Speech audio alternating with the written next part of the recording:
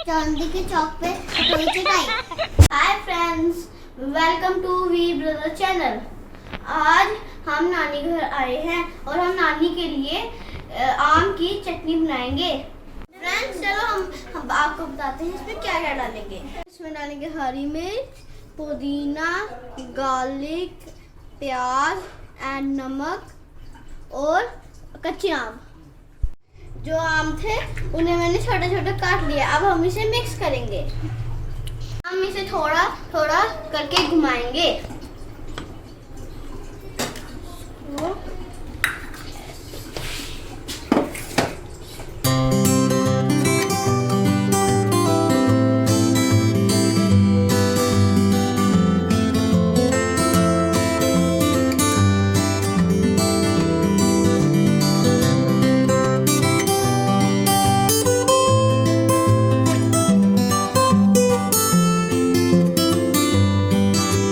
अब इसे खोल के देखते हैं। थोड़ी सी बच्चों के लिए निकाले दे, फिर हम नानी को चखाएंगे। नानी से टेस्ट करो जरा, चख के बताना।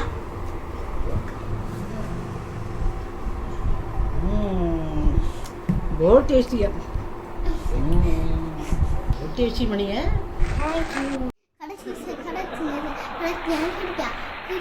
खड़क स्मेल से खड़कता है।